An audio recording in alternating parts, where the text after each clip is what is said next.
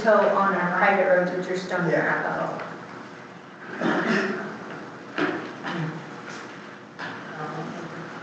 But giving day skiers warning is basically giving them free parking over there. Last year. Fortunately, I have a good time. And we don't have to follow the sheriff's practices. We've already managed. Oh, yeah. We are. Yes. You're lucky to have him now. How can you say? We'll call the meeting to order, and will the clerk please call the roll? Councilmember Hagenow. Present. Councilmember Kerr. Here. Councilmember Martin. Present. Councilmember Parmet. Aye. Councilmember Sullivan. Here. Councilmember Thisted. Present. Mayor Riley. Present. There are 7 members present. All right, Apples, please stand. Pledge of allegiance. I pledge allegiance to the flag of the United States of America and to the republic for which it stands, one nation, under God, indivisible, with liberty and justice for all.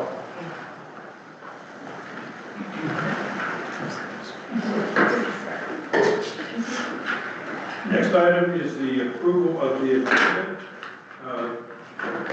Can I have a motion to approve, or if someone would like to take something off the agenda? Motion to approve. Second. Moved and seconded.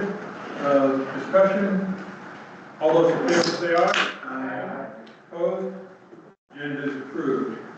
We now have an opportunity for communications to council. I'd like to ask, since we have no one currently in the room, I'd like to ask if there's anyone online who would like to speak to council. Does not appear so. All right.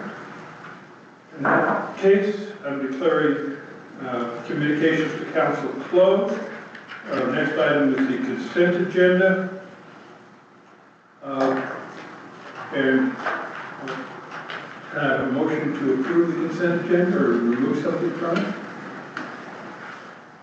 I move to accept the consent agenda. I second. Moved and seconded to approve the consent agenda. Any discussion? All those in favor say aye. Aye. Opposed? Consent agenda is approved. The next item on the agenda is consideration of ordinances, and we have the second reading of ordinance 2025-0-12. Will the town clerk please read the title or subject matter into the record? Ordinance 2025-0-12, ordinance of Town Council of the Town of Keystone, Colorado, adopting regulations related to violations against government and public officials. At this point, I will declare the public hearing open, and we're going to be following the following procedures. I'll ask the town manager to give us a presentation on the ordinance. Council will be provided the opportunity to ask questions of the town manager. We will then, after the council's finished asking questions, we will open up and have an opportunity for the public to provide their comments on the ordinance. Following public comment, the council will again be asked if they have any additional questions for staff, and then the public hearing will be closed and the council will then deliberate. At this point, Mr. Town Manager, would you please provide a presentation? Yes, I'd like to let our town attorney, Jennifer Madison, give a presentation on this ordinance. Good evening, Mayor, council members, Town Attorney Jennifer Madison.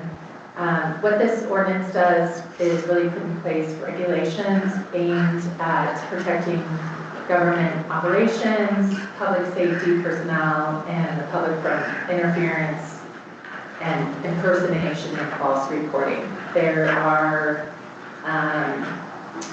let's see here, 5 separate violations in this ordinance. The first is obstructing government operations. The second is impersonating a peace officer. Third, obstructing a peace officer or firefighter. The fourth is false reporting to authorities. And the fifth is failure to assist a police officer.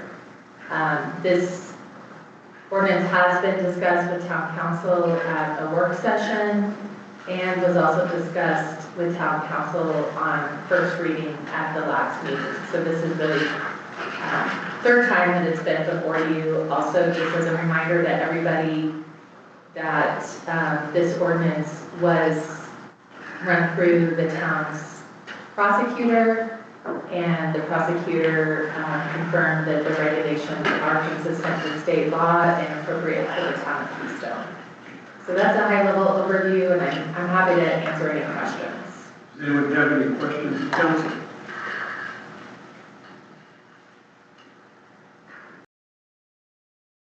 Instead of having an immediate effectiveness. Well, I would say it's more typical that it is, 30 days after publication. Emergency is a unique situation. There has been no request from anybody to have this be an emergency ordinance. Any other questions? All right, hearing none, then I'll declare the public hearing closed, and we are now open for discussion and potential motion on the ordinance. Councilmember Sullivan. Yeah, I move to approve for first reading ordinance 2025-012, an ordinance adopting regulations related to violations against government and public officials. Is there a second? Second. It's been moved and seconded. Now, is there any debate or discussion on the subject? Councilmember Higgins. Thank you, Mr. Mayor. One thing that I wanted to mention for Councilwoman Vist's comment about the emergency ordinance, and one question that I had asked last week that I think put me a little bit at ease for this is we had talked about all of these being illegal, right? What we're doing now is just making them illegal from a municipal perspective. And so while these are definitely important to have from a municipal perspective, it puts me at ease that these things that we're talking about and very important issues are still illegal in the town of Keystone. Just will have an even better ability to prosecute these, thank you, Councilman Kerr, in the future. So that's kind of just my comment on that. Any other comments? Yeah, I would like to comment that we've had this discussed in work session. We've gone over, I think, each of the items extensively and had an opportunity to review them. So I'm personally comfortable with us going forward and approving the ordinance at this time. Are there any other comments from anyone? Discussion? Hearing that, I'll call the question, and without objection, I'll ask the clerk to please call the roll. Take a vote. Councilmember Hagenau. Yes. Councilmember Kerr. Approve. Councilmember Martin. Approve. Councilmember Clement. Yes. Councilmember Sullivan. Approve. Councilmember Vista. Approved. Mayor Riley. Approve. There are 7 votes to approve. Thank you. The next item is the first reading of ordinance 2025-0-13, ordinance of the town council of the town of Keystone, Colorado regarding the regulation of pet animals within the town of Keystone. With that, I'll ask the town manager to please provide a presentation. Okay, this is our animal control ordinance, which we workshopped the last meeting. I'm presenting it for the first reading here. I have made the changes requested by the town council at our workshop, starting out with defining a pet animal as a domesticated animal kept by humans for companionship, enjoyment, or as a household companion rather than for work or commercial purposes. So potbelly pigs would fall under that. did add for animals at large, allowed electronic control device or a dog run as effective controls.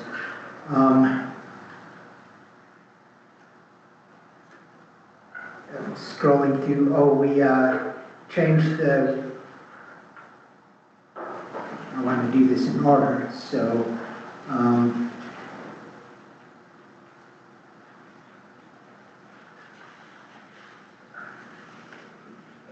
took out section F, I can't even remember what it was, and added picking up public dog poop after yourself. Licensing just mirrored the county, all dogs are required to wear a current animal license tag.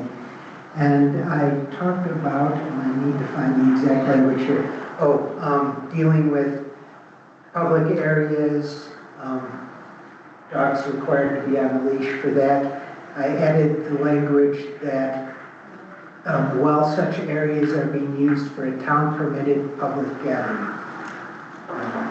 So that's when you're required to have a leash. If it's a private gathering, they can do what they want. If it's permitted by the town, the dog has to be on a leash regardless. And those are all the changes that council asked for. Are there any questions? Councilmember Curry. Okay, don't laugh. Is it chicken? Are chickens considered domestic animals? No. I'm serious, it's a heart attack. This is a problem in a lot of towns. Yes. Under this, it would be very hard to say that your chicken is for companionship or enjoyment or a household companion rather than for its eggs. Okay. We might have to revisit that someday. My second question is, okay, for town permitted events, how does that enforce? Do we tell somebody who's having a town permitted event that they need to put a sign up? I mean, how would they know? Well, a town permitted is not a town allowed. It's permitted by the town. So, yeah, that would just be part of their whole application process, that they know dogs are not allowed to be. That's what I'm asking, okay. Thank you. But to follow up on that, would there be any requirement to have a sign at the entrance saying dogs need to be on leash in this area? I don't think so. Okay. We could. So they could, it's up to them to determine how to enforce it, This right? is first reading. We can add this, but it's up to. I like what Councilwoman Hurd has said, that it is up to the counter, to the permit holder to enforce it, right, and cause undue strain or additional processes. I want us to be in the sign business. Yeah.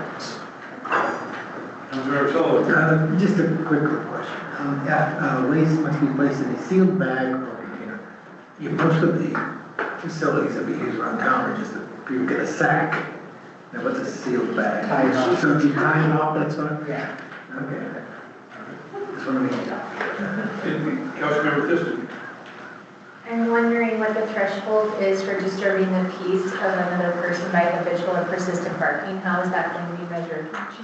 A reasonableness standard. A what? Reasonableness standard. What does that mean? That means if you are bothered by your neighbor's dog and you call into the town or the police department to deal with it, and they go out there and you don't have any recordings of this dog barking, they hear it, it's reasonable, it's discretionary. And if we issue a ticket and the judge finds it's not reasonable, then they don't pay it. I think we've done this a lot with other things too, is that there's a lot of discretion left up to that enforcement, right? Because I'm also, to a degree, not happy with less, like the gray area. I don't like the gray area, and this is a big gray area, but unless we want to get into the noise ordinance and DBA, DBC about dog barking, then For how long, how many bucks, an hour, how many? No, I really didn't make the ordinance, but I just wanted to ask. Yeah, it would. Because I know we also address it under noise, don't we? Yes. Thank you for Are there putting any this. other questions or comments? I have one. and it's a minor nit. There's several references in here to the last issue of the town telephone directory. Where? On section 8D, section 8E, is for the animal control officer to be able to contact someone, and it says on the licensing information or the latest issue of the town telephone directory.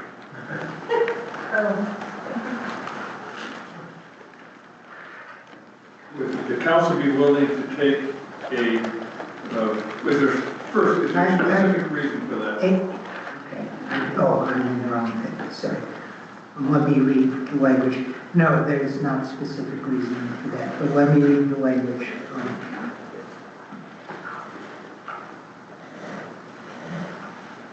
Six line from the bottom.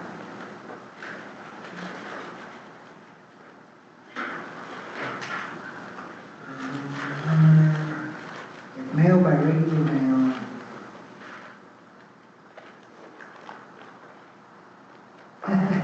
Yeah. That's what happens when you cut and paste ordinances sometimes.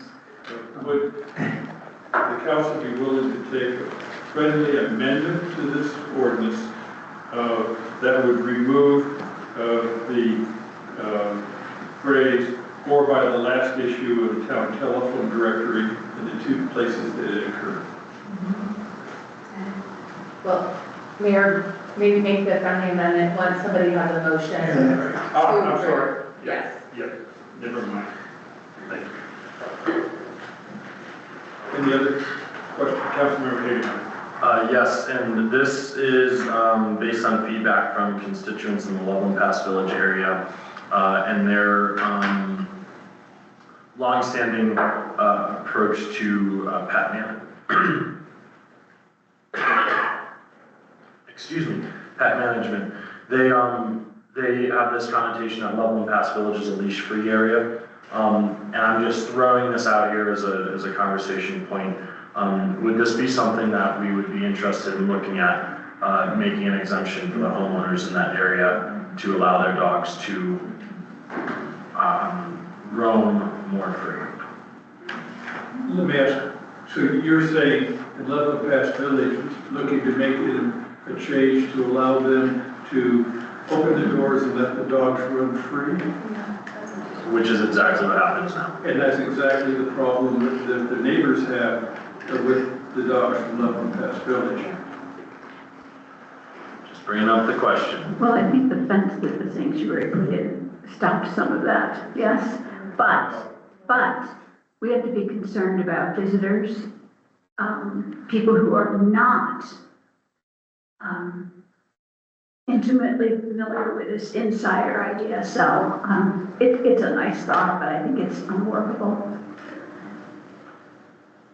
Councilmember Permit. Just to comment on that, which is, we don't really have the dog patrol out. So if your dog is off leash and no one's complaining about it, then probably nothing will happen.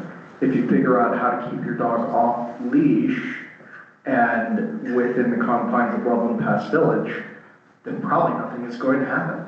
And there's a good way to do that, and that's an electronic geofence collar. But if your dog is halfway up the mountain barking at the elk, or they're over in the next neighborhood, then someone might call, and like, even if you made an exception, it wouldn't protect against those things, right? So my point is, like, if there is no trouble, there will be no trouble.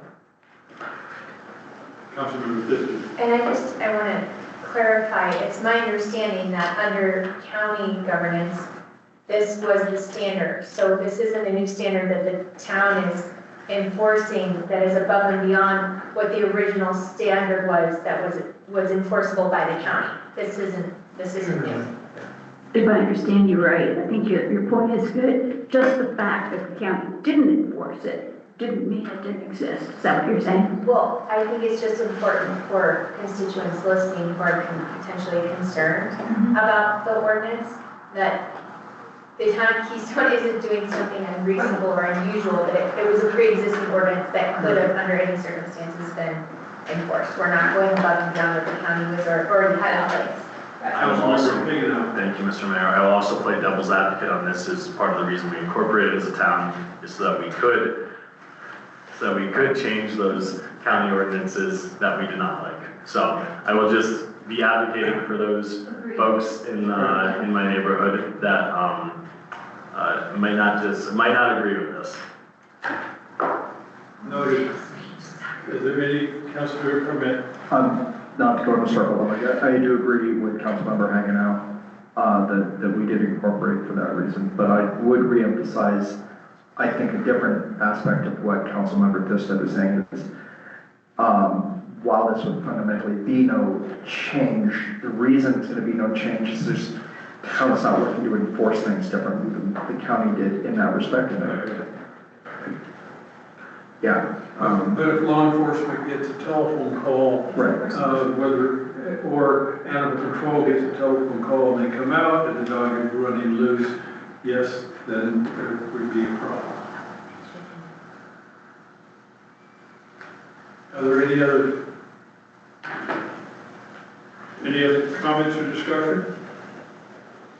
I would, just one last one. Yep. I really appreciate the staff's work in making those amendments that we had talked about last time in the process to create what I view as a very good compromise, right? I think that there's some aspects of the original language that we had issue with, and I think that it was a really good job adjusting it for this time, so thank you.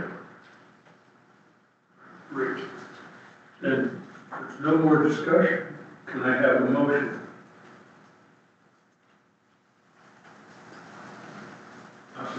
Member Hagen. I move to approve the ordinance 2025-013, an animal control ordinance, with the adjustment and removal of the notes related to the three spots where the town phone directory is noted. Is that not? That's fine. Good. That's fine, and I would just say on first reading. On first reading. Second. It's moved and seconded. Is there any discussion? Hearing none, I'll ask the clerk to please call the roll. Councilmember Kerr. Approve. Councilmember Martin. Approve. Councilmember Parmet. Yes. Councilmember Sullivan. Approve. Councilmember Thisted. Approved. Councilmember Hagenau. Approve. Mayor Riley. Approved. There are 7 votes to approve. Great, thank you. The next item on the agenda is Resolution 2025-22, resolution of the Town Council of the Town of Keystone, Colorado, approving a contract for construction of a sidewalk along Highway 6. Mr. Town Manager. Yeah, I'd like to start actually by talking about our next agenda item, which is approval of construction on the Ranch Road. We were waiting for some clarification from a few of our bidders on their bids. We just got them this afternoon. Next meeting, I will be bringing a contract to you to approve Ranch Road construction for $222,000 and $222,350 and some spare change. So that's our expected cost for that project, since the cost of these two projects need to be considered at the same time. So this just has to do with the pathway on Highway 6. Highway 6 pathway, Phase 1. The stretch of sidewalk from the stoplight at West Keystone Road to the bus stop in front of the lodging spa, in front of the Breakwood condominiums. Staff is recommending that we select Columbine Hills Construction as the contractor for a total cost not to exceed $673,505. This pathway will be entirely within the CDOT right-of-way and will terminate where the current bus stop ends. When Columbine gave their first proposal to us, they made a mistake in calculating and didn't include the section from the bus stop to the lodge that basically passes through the Vail Resort Zone property. This bid includes a separated sidewalk 3 feet off of the road, which will be, and also install curb and gutter and drainage along the road from the stop to the bus stop. It'll have a railing, and it includes a pretty serious retaining wall. A big portion of this bid is traffic control. That's something all governments are seeing now. There's more new state laws requiring higher levels of traffic control, and the few traffic control companies out there taking advantage of that until we get some more companies into the mix.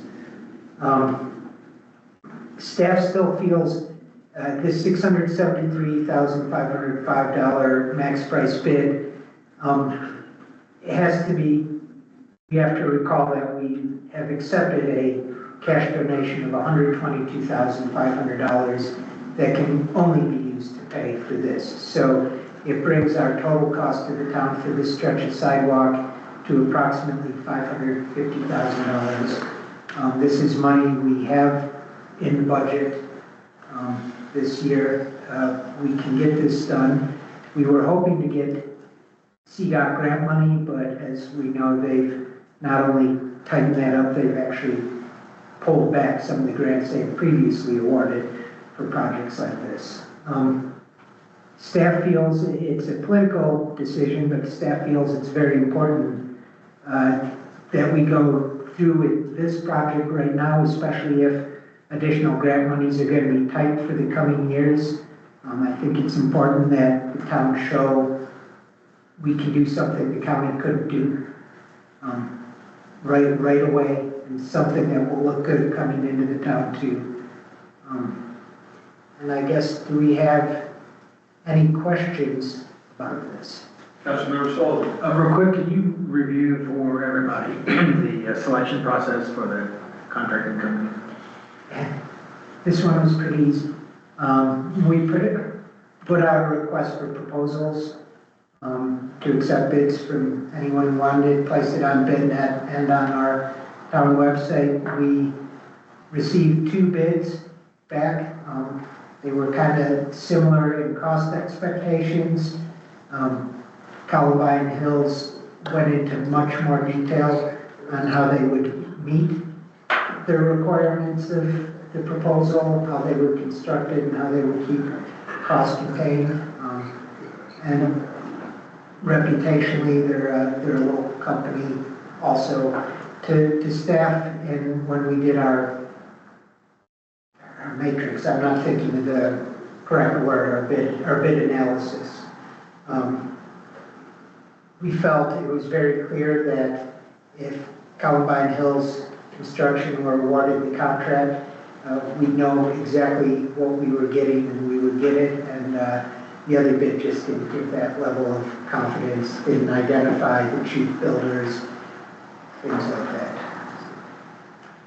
Councilmember Higgins. Thank you. Was the total cost that Columbine initially presented during the RFP process the same cost we are seeing today? No. What was the increase in cost that's occurred since that initial RFP process? Well, as I said, a big hunk was traffic control. Another big hunk was a lot of the materials that are going into it already have been affected by tariffs. Is there a, and I'll ask our town attorney for this, is there a need to do any refresh of the RFP to see competitive bids due to all the extenuating circumstances that have occurred in both our political sector and also the increase in prices? I'm actually going to defer to the town manager. Yeah, that's not a legal question, it's a cost question. Because we're requesting bids, we didn't put a set limit on what those bids could be. So the bids we received should reflect conditions on the ground during the time of construction. all I can offer is my apology for underestimating this bid. But And I will also point out that I completely overestimated the cost of Ranch Road. So legally, there's no issue because we didn't set a max requirement on what they could bid. This is what they could do it for. So do you feel, I guess, that, even though a lot has changed since the RFP process was initiated, that this is still the most competitive bid we would be able to get? Really, nothing's changed since the RFP process was initiated in the scope of the work we're asking for. Then why is the price increasing? Because the cost to do it increased.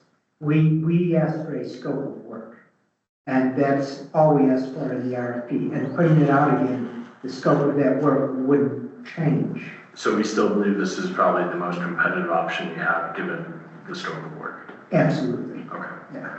thank you. And one last question I had. Initially you had provided an itemized copy of the bid and the expected expenses. Is that something we would be able to see as a council? Yes, I can definitely get that out to you all. Okay, thank you. Councilmember Kerr. With respect to the quote, curb and gutter and 3-foot separation from US 6, is the curb and gutter part of that 3-foot separation? Well, from the curb, not the gutter, but from the curb. And then there's 3 feet, and then the pathway. Okay, and what is the length of sidewalk that we're putting in? Ooh, it's approximately 1,200 square feet, or 1,200 linear feet. Okay. Sorry, 1,200. Okay, and you say we have the money in the budget. Which part of the budget is this coming from? It's coming from all different parts of the budget. It's all general fund. I shouldn't say that without double checking. I had given that report like a couple months ago, pointing out where we had the funding for this.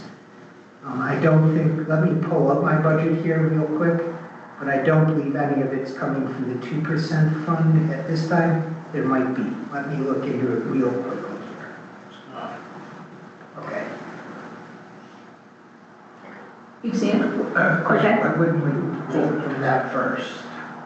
Since that's a committed fund, right? Because we also have, because we budgeted in the regular budget for these things. Sure. No, there's a significant, yes, there is significant money coming out of the lodging tax fund. Yeah, both sides of lodging tax. But We not have all. $730,000 coming out of that fund. Councilmember Kerr. For the 2 projects. So at one time we talked about that steel railing, and I have 2 questions about that. One, is that a CDOT requirement that that railing be made of steel, and or is another material acceptable? We asked that of CDOT, we said, can we replace it with wood, and they said, Because, steel, because that's what they require. I do not know what decision-making went into that being a requirement for CDOT. pricey decision. Yes. Did they have any sort of like strength or structure or build requirements, or just that it can be anything that's made of steel? They told me, no, there are all sorts of strength and structure and build requirements, yes. And that's part of the permitting process to get the right-of-way permit. Councilmember Keenan. Thank you, Mr. Mayor. Do we have any rough idea of the cost it would be to connect the lodge fully into the network of sidewalk and existing bus routes that we're looking to create, i.e. connect from the station to the lodge? I do not have the exact number, but given the numbers we've gotten in this bid, I would say probably another 150,000, maybe even a little bit more. Okay, what is that based on, I know you mentioned traffic control being a major contributor here. Is that because some of the project is by the highway and would require traffic control versus the area by the lodge might not require all the traffic control? Even by the lodge, it would to an extent, because we have cement trucks pulling off and dumping in, and we still have to keep the lodge open to an extent. And we're not close to having budgeted funds for that this year. And you had mentioned Columbine initially miscalculated their first proposal. Yep. Is that accurate in that the initial sidewalk was supposed to go all the way there in the first proposal? The first proposal showed it going all the way through, but it was on 2 separate pages. They did their takeoff on the first page, skipped the second page when they did their bid. So am I remembering correctly that we are getting less sidewalk for more cost? Is that accurate to say? No, we never had a cost before. Okay, I gave you a very rough estimate, and I am a town manager, not a road builder. So these are our costs. The costs have not gone up. The costs have gone up against my estimate. These are the real costs and always have been, given the timing of when this has happened. If Columbine had bid on this before the tariffs happened, who knows what would have happened, or before the traffic control laws went into effect. But this is not a change in a bid. This is the first bid we've considered. And when I gave you those numbers, they were rough numbers, which I'm still very damn proud of. For the 2 projects, they pretty much came in at exactly what I estimated they would cost us. Where the money was distributed, I was off by a significant amount. So it's not really fair to look at this as a price increase. It's a price increase above initial expectations for this segment of the project. But this is the price we're stuck with, we're dealt with. And the question is, do you want to do it for this or not? Okay. And is there any indication from, I know the mayor and manager connect some semi-regularly with resort leadership. Is there any plan for Vail Resorts to invest in connecting the lodge and spa into our network of sidewalks and existing bus routes? I can't speak for the resort, except I was told this year that is not going to happen. If I owned or controlled Vail Resorts, I would certainly do everything I can to get the section across their property, tying in their sidewalk to the bus stop connected. Where the bus stop is located, as far as we as a town are concerned, the stretch between the bus stop and the sidewalk existing at Lodge and Spa is almost entirely not in CDOT right away, not near the road. This phase will solve the safety issues for a significant. The remaining safety issues are insignificant compared to the safety issues this stretch is. Much appreciated, thank you. Any other questions?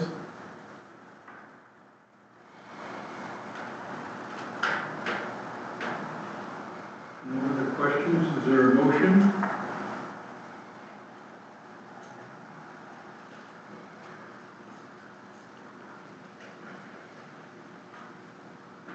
Who raised the hand first? All right, Councilman Sullivan. I move to approve resolution 2025-22, approving a contract for construction of pathway on Highway 6. Second. Moved and seconded. Is there any discussion?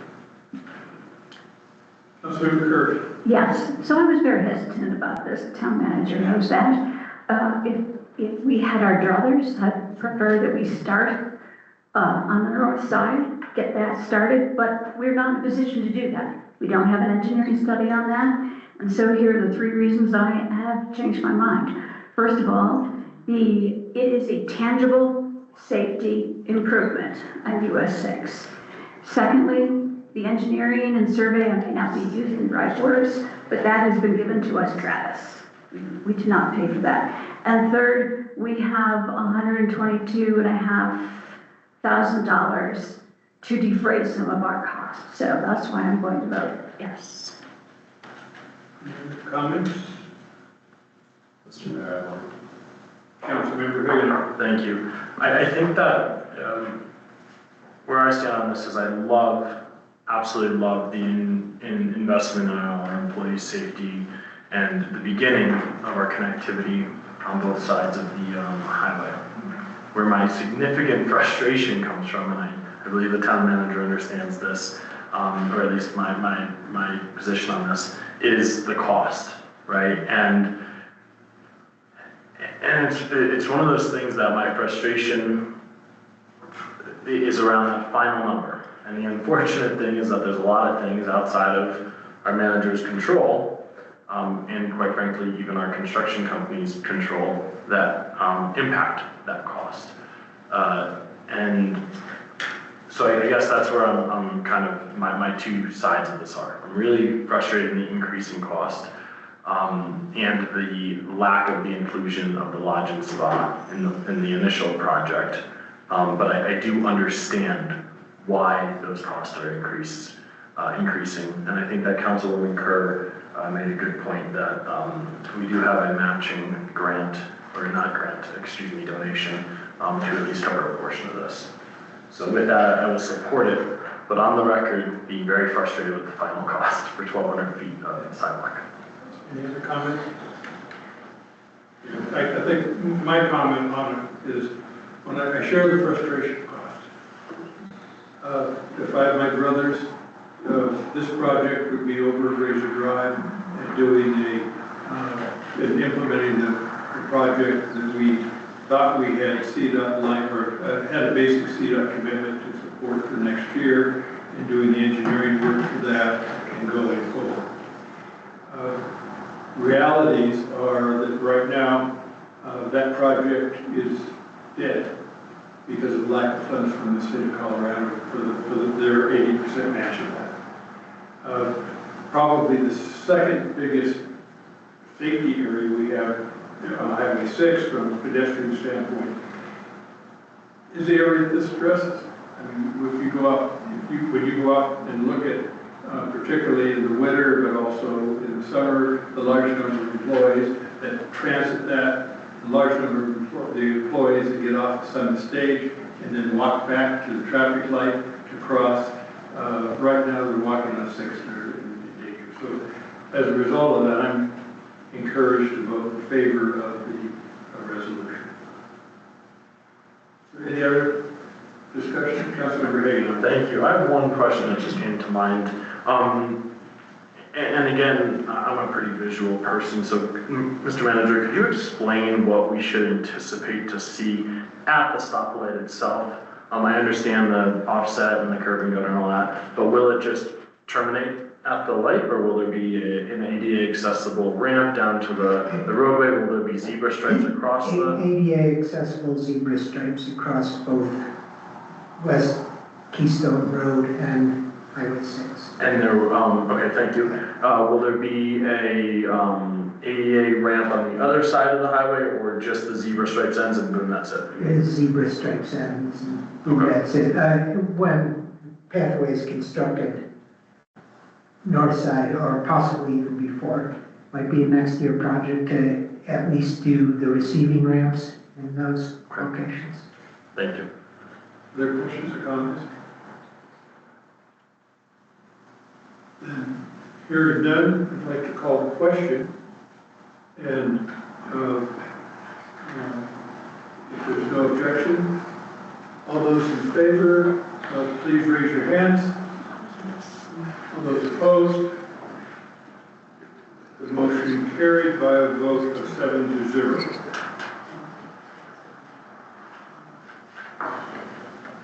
The next item is is regarding the construction of the contract involving the Ranch Road. Was there anything else you wanted to add to that? No, just I will be we'll be putting together the contract, running it past our attorney, and bringing it to the council for approval at the next meeting, $222,350 approximately. Then the next item is I have a question, sorry. Go ahead. Are we anticipating any further increase besides the $12,000 that's already been called out?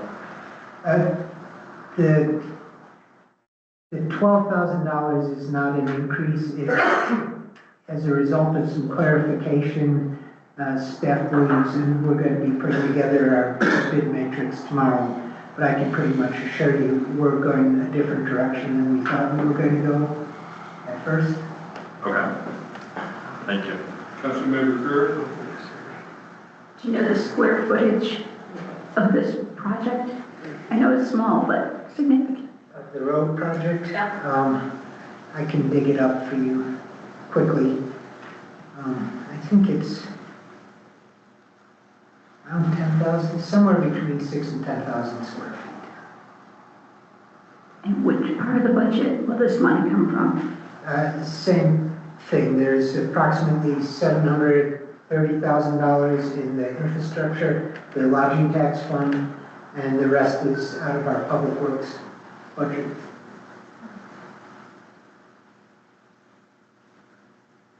Any other questions?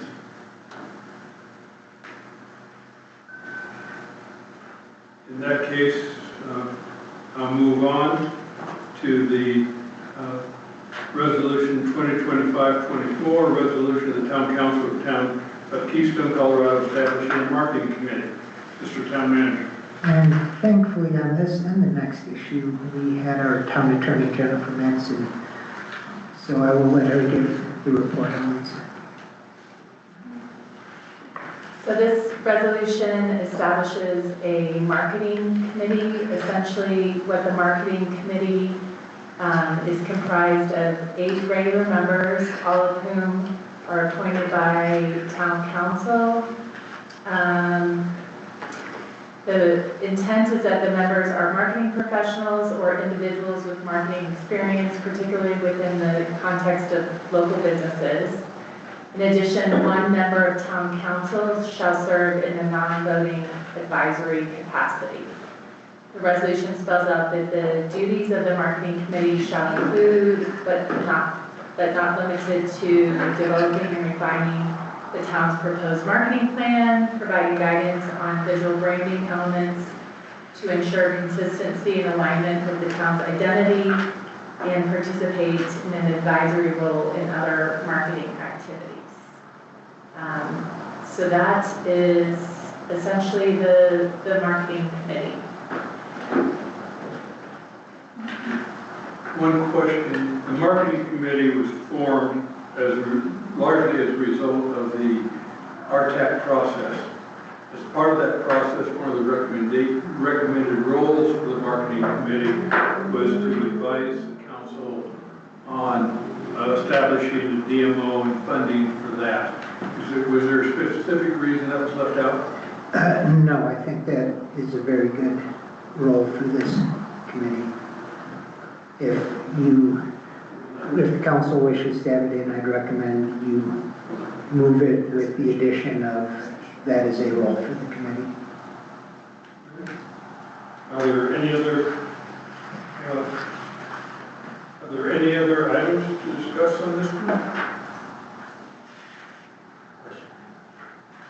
Councilor Hayden. Thank you, Mr. Mayor. I would like to see 2 council members, let me rephrase that, sorry. I would like to see the option for 2 council members to be on this, and the reason why is I think that 1 is too restrictive in the sense of the personal priorities, right? If 2 council members are on there, it allows more flexibility in being able to attend every meeting and provide advisement in every meeting that they have. And then also that allows for our body to decide if there is a need for 2 or only 1. I just think the language with restricting it to 1 is something that might potentially constrain us in the future. Manager? If you give me just a second, maybe our town attorney can answer this. Are we limited to one by our town charter? No, you're not limited to one. I think the town charter specifies that the council member is in an advisory role. I mean, one thing you could do is you could have an alternate. I would hate to see some situation where this committee meets and they don't have an advisement or at least participation from our council. And so if we can go and create safeguards to allow for that, right, whatever it needs to be, whether it's called an alternate, whether it's called like I don't know what other legal term would be used, but just some kind of backstop. I would like to remind the council member, this is an advisory committee. They don't make any decisions. Understood. They can't go off the rails because you are the rails. Not concerned about that. Thank you. If, a point of information for the attorneys, if we elected to allow a second person, council member, to be supporting this committee, and we designated them as a alternate, would require a change to the resolutions written.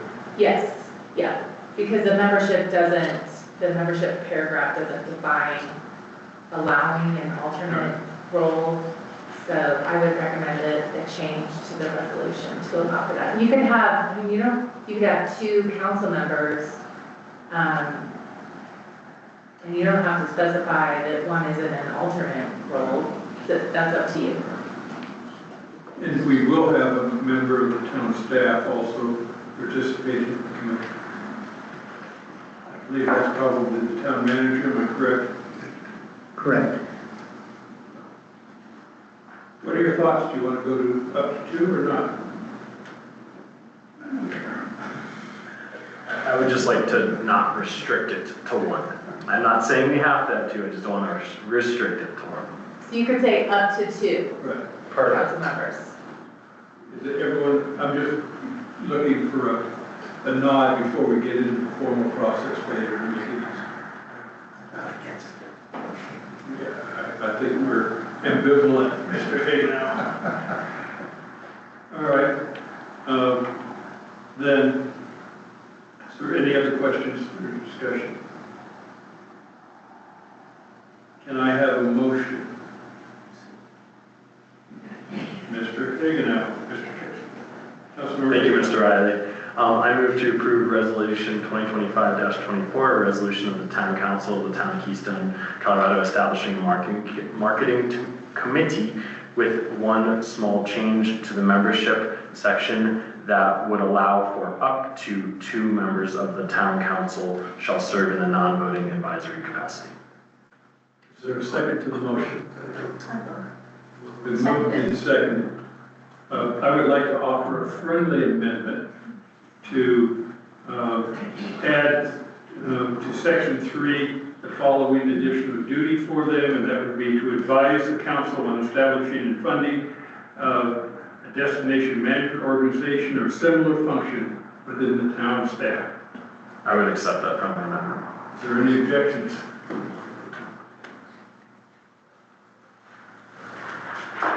Is there any further discussion? And I'll call the question, and all those in favor of passing resolution 2025-24 with the 2 amendments, the up to 2 council members, and adding the additional duty of advising the council on the DMO or funding the DMO function as well.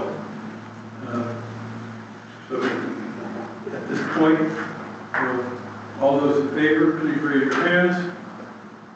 Opposed? The motion is carried.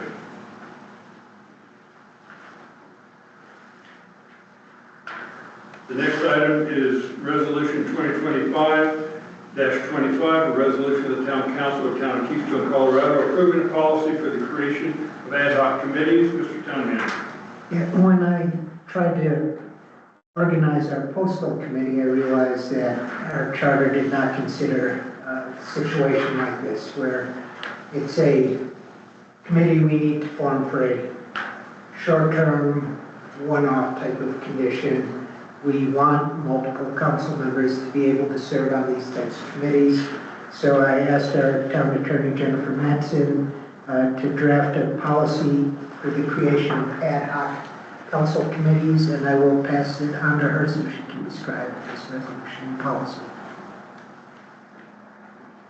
Thank you. So what this policy does is allow for council to establish ad hoc committees. Those would be committees that are intended for short-term, very task-specific work.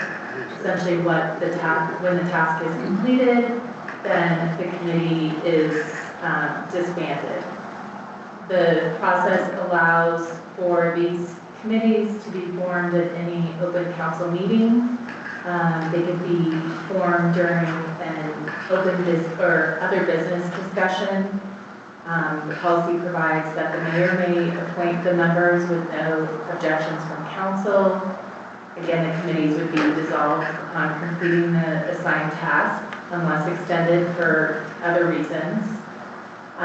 One thing that's included in the policy is just a reminder that if there are 3 or more council members that are involved in the committee, that committee is subject to the open meetings law, including public notice and access. And again, this is just really intended for those one-off situations for specific task work that's performed in these committees. Another example is the committee working on drafting the code of ethics. And one other thing to point out is you can, if you want to, form these committees by resolution. You're not prohibited from doing that if you want some greater clarity or specificity as to what the task is and what the expected duration is. You could do a resolution, but this just allows for more informal process. Any questions? Councilor Burke. Thank you for that. I heard you say that they are generally formed either for a specific set time or until completion of a certain set of objectives. I didn't notice that actually in the policy, is it?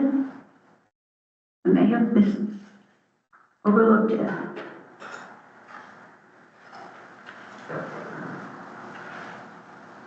Sorry to make you look, but That's all right. I mean, I think it's related to their assigned a clearly defined purpose or task and expected time frame for completion. okay, that handles it. Okay, thanks. Councilor Mathis. I have a question about the appointments. The mayor may appoint members with no objection from council. Does that mean that if council becomes aware they can object, or it will be presented to council that this is in fact being considered and action being taken?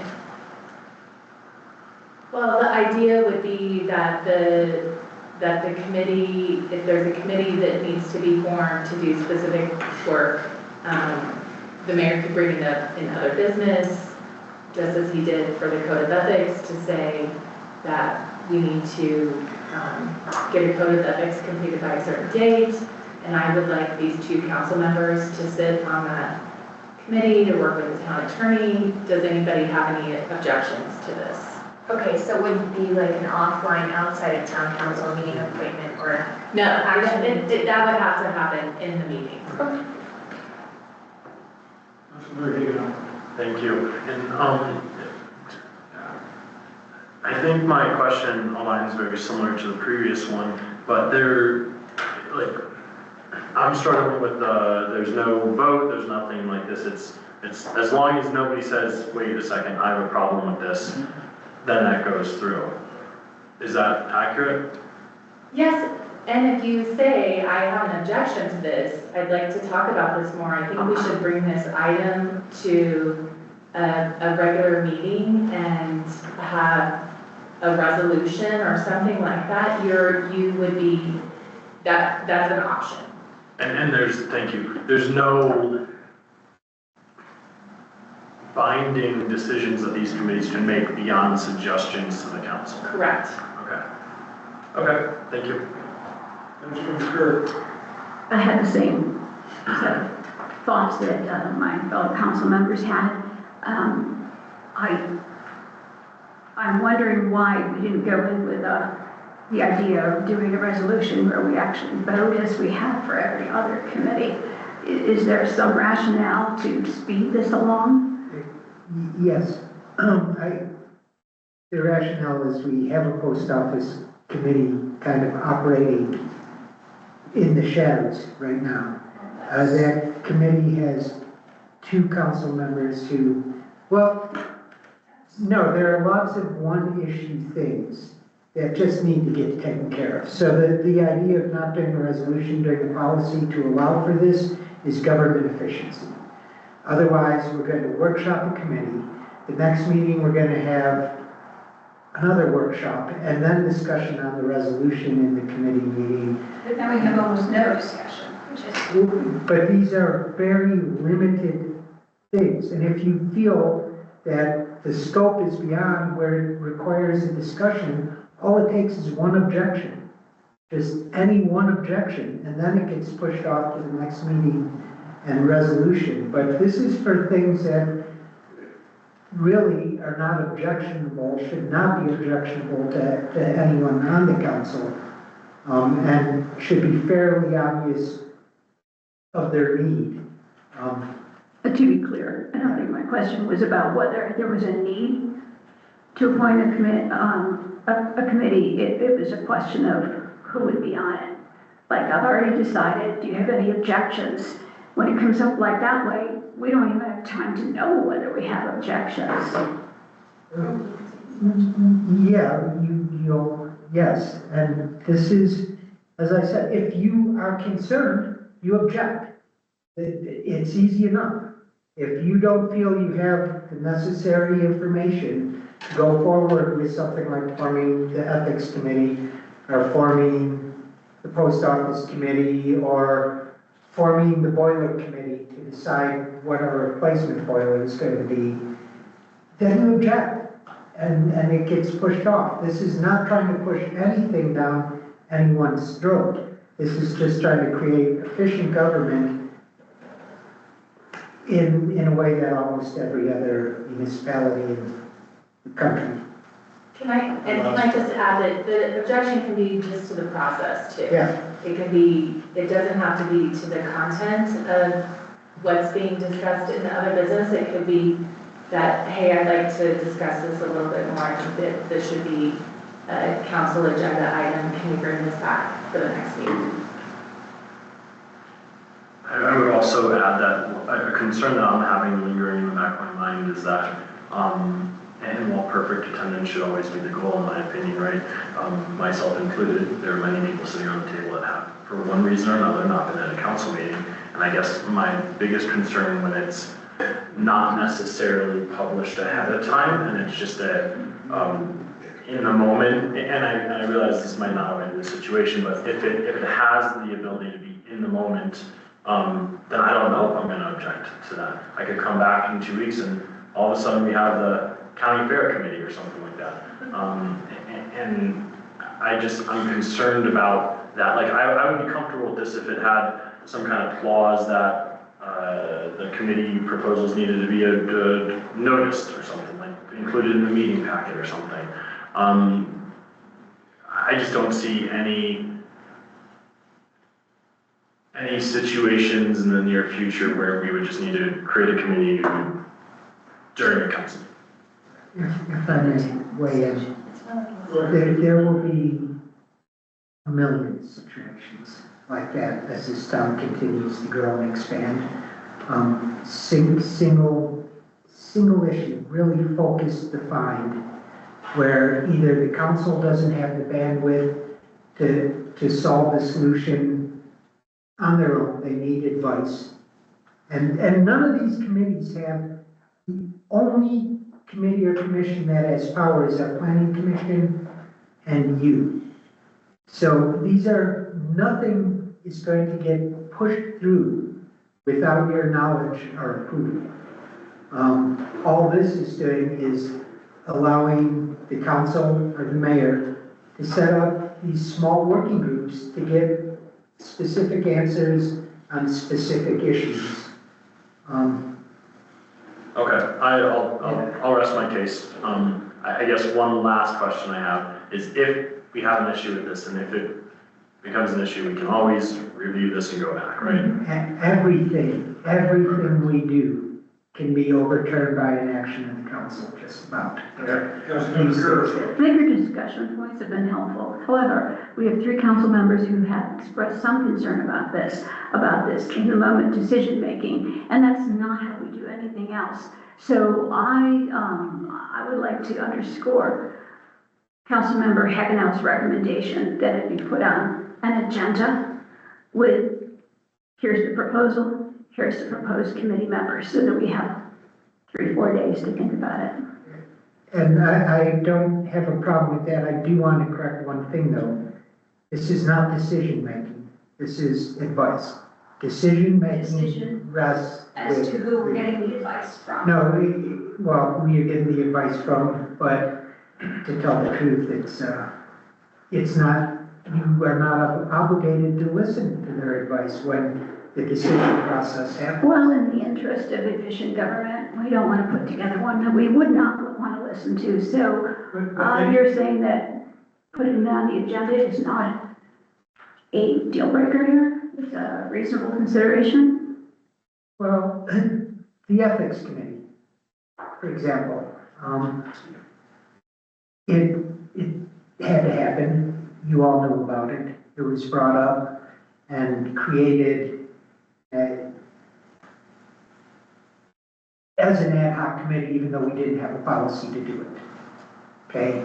Because we had 2 commissioners who are serving as active members on the Ethics Committee. And that's questionable. It's certainly not allowed in our regular committee rules, our commissioner rules.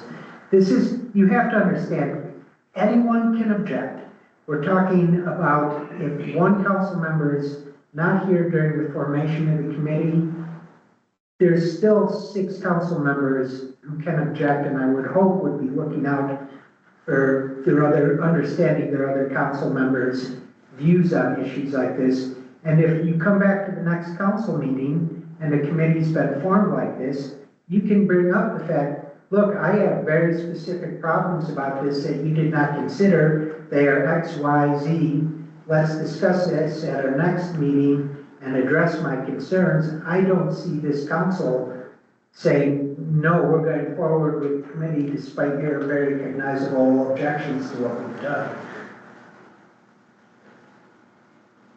Thank you, Mr. Mayor. I'm willing to support this simply due to a couple of things that have been very much called out. There's no deciding factor here. I think that us as a council understand the perspectives of each other relatively well, so I don't think we're going to try to sneak one around each other if we are not in attendance. And I think that the safeguard of any objections is a pretty good one. And so while hesitant, I would be in support of voting for this today to allow for the government efficiency that the manager talks about. Any other discussion? Can I have a motion? Councilmember Sullivan? I move to approve resolution 2025-25, a resolution. I'm sorry. A resolution of the Town Council of the Town of Keystone, Colorado, approving a policy for the creation of ad hoc council committees. Is there a second? Second. Councilmember Driscoll, second. Is there any further discussion or debate? Yes. Councilmember Martin? With the approval of this, then will we go through the formal process of the Ethics Committee and backtracking on the Post Office ad hoc committee creation? Well, I think the ethics committee already complies, so I don't think there's any issue with that.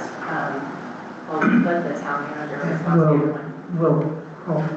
This doesn't go into effect until signed. So at the next meeting, I imagine we will be creating an ad hoc postal committee and naming the members of it. And if this passes, I would expect Councilmember Sullivan to identify the charter for that ad hoc committee and the members. And then that would come to us, and we would, and it would not require a formal vote, so I guess we could even do that in a work session, or not?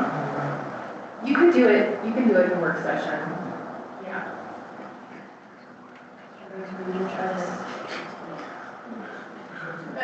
Get a post office and a zip code. Is there any other discussion? And it was moved and seconded, so hearing no more discussion, I'll call the question. All those in favor say aye. Aye. Opposed? The motion is passed by a vote of 6-1.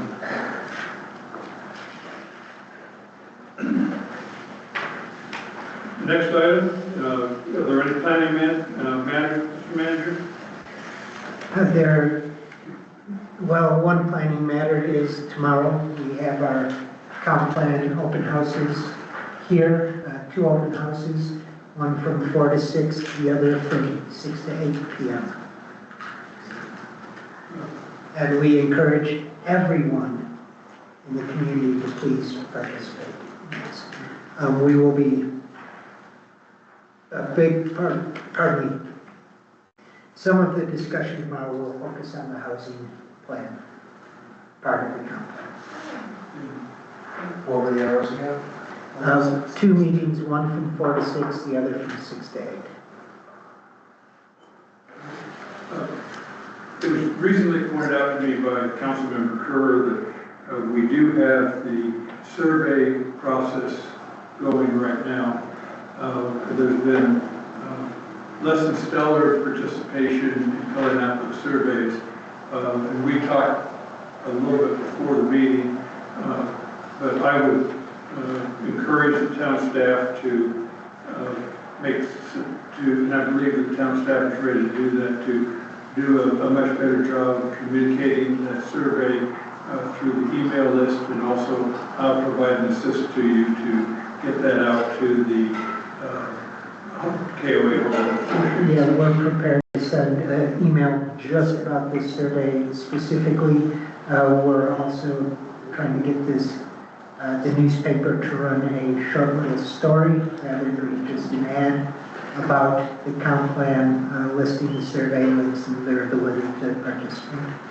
I would also encourage you to contact the resort general manager and see if she would be willing to send the information of the survey out to all the people in the Vail Resort House. If I might add on to that, Mr. Mayor, in addition to folks that are residing in Vail Resorts housing, I think it's really important that we get the employee perspective, whether they live in the technical confines of our town or not. And I just think back to user engagement, right? Like, there is different generations that you're trying to target, your different stakeholders, homeowners, non-homeowners, visitors, whatnot. And there's a portion of them that could be captured in unique ways, right? And just things that came to mind. Do we offer a raffle where you could potentially win like a gift card to somewhere if you partake in the survey? Like and that would probably drive engagement with some of the more youthful crowd there, right? I just think that us investing a very small amount of money into advertisements, the ads you were talking about, Mr. Manager, sound great, but then also trying to capture those groups that might not want to take the 5 or 10 minutes to fill that out, but if you create some kind of gamification of it, that might be a good way to capture those fringe audiences or stakeholders, if you will. I agree very much with that, but we also have to realize we do have very even though the survey results are limited at this time, we have very, very good consultants working on this plan, and I have complete faith that we are going to get a large feedback from our community. We will do what we can to help them, but this is an issue that I feel is in good hands, and I think we're worrying about a problem that doesn't exist yet. It's good to do that, that's my job, but I'm not overly concerned that we're in any sort of trouble or situation. You know, I believe that SE Group considers that part of their contract to do that. So you might pass Councilmember Hagenau's idea on to them. They'll probably say, oh, we've done that before, we could do that. Absolutely. Yeah. Yeah, I'm not trying to, I think all the ideas that have come out are very good, and we will bring them up with SE Group, but I just want to stress that staff is not overly concerned at this point. Doesn't True, mean but we don't have made a communicate. commitment that we want this Yes. planning process to really have high community engagement. So let's put our money where our mouth was.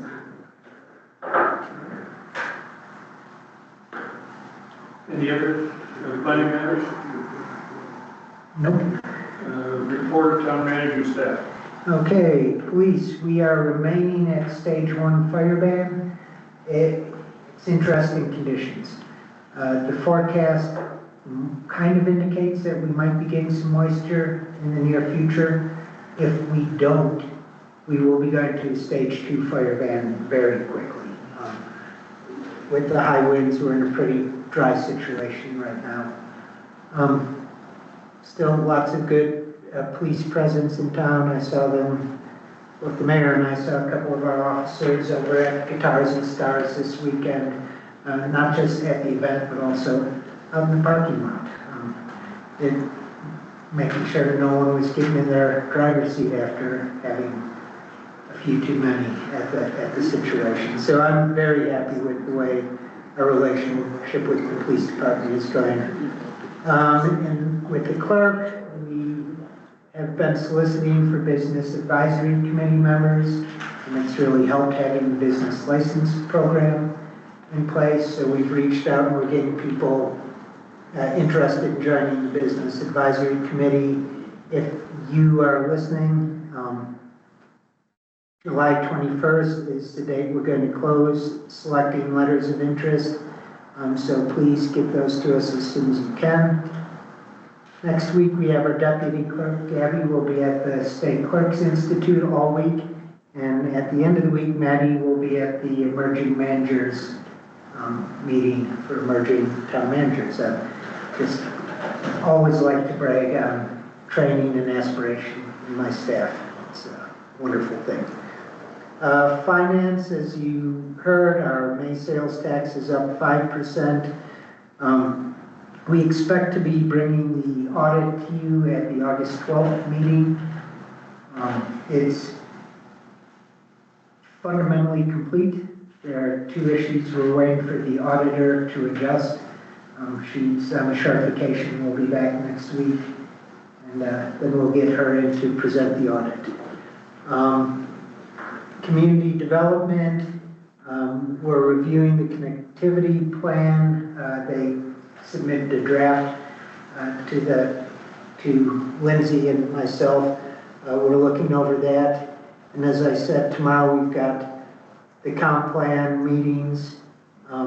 At our next meeting, we'll be having an entire comp plan report at the workshop for the town council, including discussion of the 3-mile plan, which I believe the Planning Commission has adopted. Public Works, we're working on bids. We're still doing lots of asphalt repairs around the town. Loveland Pass Village is going to get graded and make chloride here in the next week or 2. And we're working on getting those meetings looking a lot better and putting together our budget for next year. Not a whole lot to discuss since we had CML for almost a week, and most of you know what happened there. I was actually very impressed with the sessions at CML this year. I felt there were a lot more that were relevant to what we're doing than you often find. Mountain Town 2030, the Sustainability Conference in Brett, that's coinciding with our CAST meeting on October 7th and 8th. If you're interested in going to Mountain Town's 2030, registration is open. It's $450 for a 2-day registration. We are getting a free registration and a half-price registration. I'm using our free registration to send Jess, our planner, to it, so she will definitely be there. If you're interested in registering, please let me know the next day or two. Let's see, we have mayors, managers, and commissioners, the mayor and I on Thursday, and it's going to be a very interesting meeting, discussing nicotine, childcare, and the transit authority going forward, and we'll see what else gets brought up. We've started, some of the council members, the mayor and I, attending our HOA meetings. Boy, the KNC meeting felt good to be a town representative. But those are going pretty well. We're going to just keep having them popping up for the remainder of the year. Let's see, Wine and Jazz is this weekend, and I think I'll leave it at that for our manager's report. Next item, report of mayor and council. Councilmember Kerr. Still on the town manager. Can you update us on town signs and beautification projects you mentioned? So we're waiting for CDOT. We have them ordered. They're going to install our town limit and noise ordinance signs.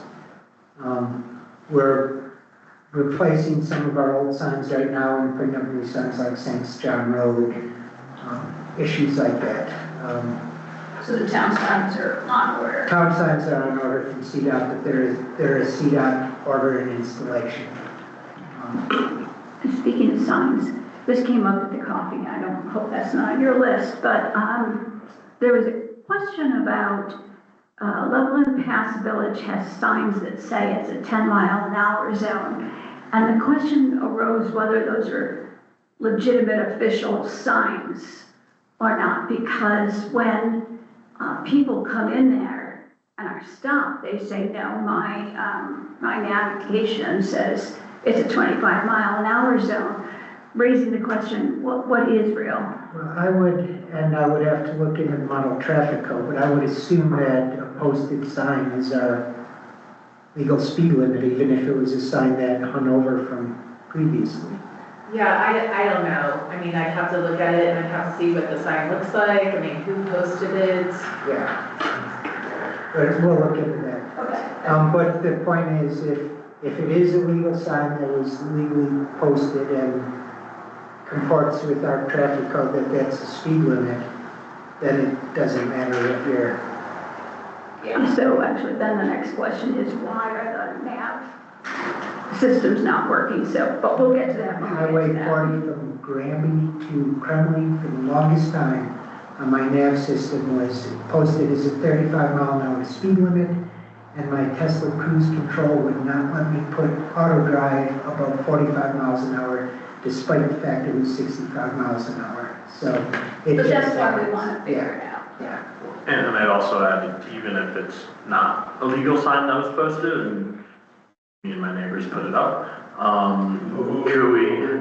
could we, and that is not an admission of guilt, but could we look at what the actual speed limit is there, because 25 seems a little bit fast. Should be 25 miles an hour. So, I believe that's there. yeah, so even if 10, those sign limits, or those speed limits aren't legit, can we look at making them legit? Yeah. Can we get something more interesting Thank you. like 12 decimal 3? Yeah. No. High times. 3:49. Nothing happened very fast. Is there anything else? Any other questions for the manager? Now, Oh, I didn't answer the beautification she asked about. I didn't know if you were talking. Yeah, no. Yeah, it really, Are we talking the medians? we're talking the medians. And, you know, we hired Vail Resorts to maintain the medians this year. And I have noticed in the last, and it was really hard to tell until the last week or two, but they are in a horrific state. There seems to be irrigation problems all over the place. Dead trees, it's a situation we are treating with alacrity, yeah. Thank you. any other questions for the manager? All right, report of mayor and council members, Councilmember Higgins. Thank you, Mr. Mayor. As the manager alluded to, myself, the mayor, and the manager were able to attend the Silver Mill and STTIP HOA presentations. There was some conversation around insurance and fire concerns. So I think that previously council members bringing up that concern is still a very valid one with many of our constituents and HOAs as they navigate that. We did field some great questions around the relationship with KNC in the town. And I think that overall it was a successful couple of presentations in getting or continuing to get a great communication with our constituents and HOAs, whether they are voters or not. Did you have anything to add on the KNC meeting? It was lively discussions. There's a lot of work to be done because the perceived issue is that there's some overlap from what KNC has been doing for many years and doing well. But now with the town, there's potential, but these things need to be worked out. But it's the primary the issue with the town is that that's a relationship between KNC and the individuals. So the town is kind of a third party in this. So that it was lively meeting, I'll just say that. I was also going to bring up coffee with council. As mentioned earlier, there was a discussion. Yeah, it was like, we had 10 people. Loveland Pass was a lot of discussion about the speed limit thing and Google's difference there. But they were also saying, well, can we do speed bumps, both temporary and permanent? So they're concerned about speed. An item came up about motorcycle bikes, small motorcycle on rec paths. There's been noticed a few of those, something. Specifically not e-bikes, Right. motorbikes that are scary, the people who came to tell us about it. Right. We had a lot of discussions about SDRs, issues with parking regulations. And then there were some leash law discussions. Like, how do you do that when the person with the dog is gone? How can you complain? So anyway, it was I would say it was one of the more active sessions. People were not heated, but they sort of came with opinions. Anxious to, I do think that the idea of inviting our police chief to one of these events would really be valuable. I think the community would really like that. That's all. And I think the lively nature is good. People will feel that this is their opportunity to weigh in and that we listen. So bravo for that. Thinking of that, according to our vague informal plan, the next coffee with council would actually be brews with council in the evening in early August. Do we all agree? Do we want to continue that? If so, may I ask staff to look into what would be I like the way that you have moved us around in the past. It's very wise. We like to support our local businesses. So we're looking at probably either Monday or Tuesday, the 6th. I think it's the 6th or the 7th. No, it's the 4th or the 5th of August. And I say that only because we've done Tuesday evenings in the past. While I still have this little bit of a table, I'd like to remind people that there are 2 more NRO, they're calling them Encore at Keystone, I'm not sure why, but it's a cool tagline. There are 2 more playing 5 to 6 p.m. on the 24th of July, 10 to 11 on Saturday, the 26th. I've been to the 3 that have been held. I've seen my fellow council members and town manager. They're surprisingly enjoyable, even if you're not classical, because they don't stick to classical music. The one on the 24th will be brass, and the one on the Saturday, the 26th, will be strings. End of advertisement, thank you. And oh, by the way, we are helping to sponsor that. We're partnering with KNC, and that's so, we'd like to get that across. What were the times one more? It is Thursday, the 24th of July, 5 to 6 p.m. It's in River Run, they have advertisements. Sometimes they move them around. And then the other one is Saturday morning, 10 to 11 on the 26th. Any other reports? The only report I have, again, has to do with the HOA meetings that we've attended so far. I would say KNC had about 50 members of their community there. 50 or 15? 50. Probably 25 to 30 from Silverville, another 25 from Ski Tip. So we're getting good participation with those communities as well. We do need volunteers. We have 2 more of them coming up this month. One is on July 11th, which is Settlers Creek Estates, and it's at 4 o'clock in the afternoon. That's Friday afternoon at Minnie's Cabin. And then we have Alcove, which is July 19th at 10 o'clock at the Dillon Town Hall. So do I have any volunteers? I know Councilmember Kerr has volunteered for Alcove. The town manager has indicated he can attend Alcove as well. I am looking for a volunteer for Settlers Creek. Oh, thank you, perfect. It is on the 11th, this Friday at 4 o'clock.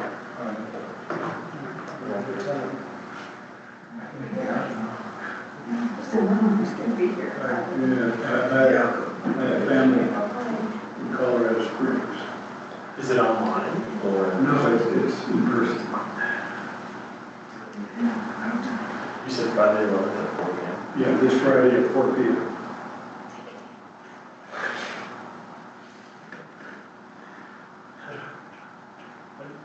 Do they usually last a good hour, or maybe one of our members could come in at the end? What we've tried to do as we schedule meetings is ask them to have us go first so that we get in and get out. So That's the way We can, our town clerk can show up at this meeting on Friday. Wait, did she volunteer or did you? I asked her.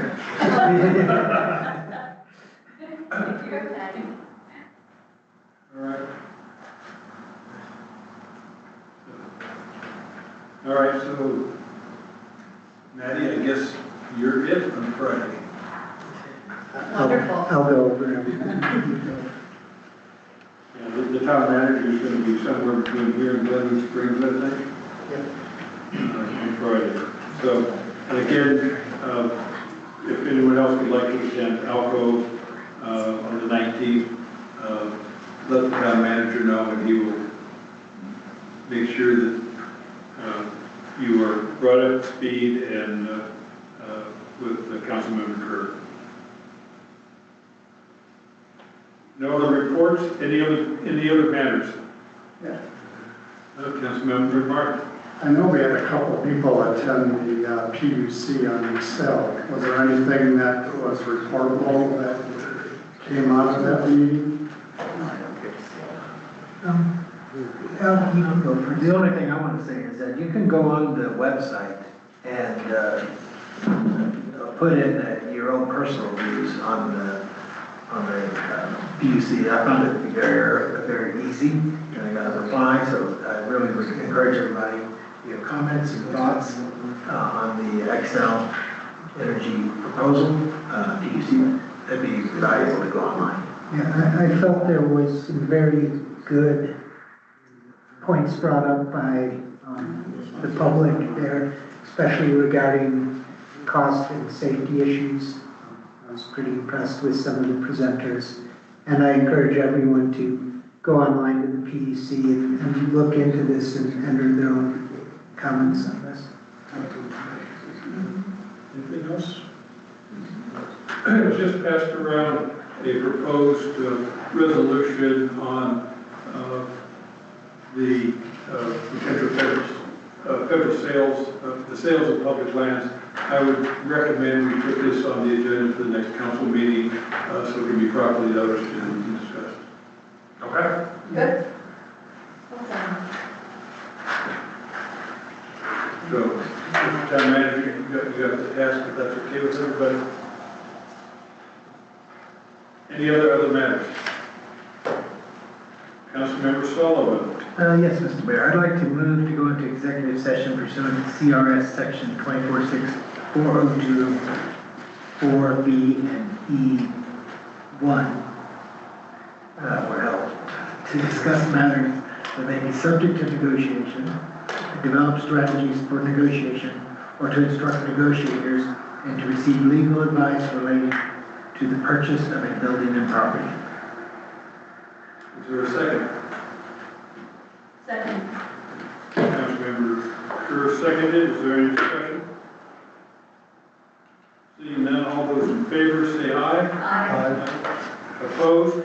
The motion is approved, and we'll be moving to executive session in the library. For the public, there will be no further action taken after the executive session, no other business will be conducted. The town council will adjourn the regular meeting immediately after the conclusion of the executive session, and I propose we meet in 5 minutes. And at this point, we are in recess.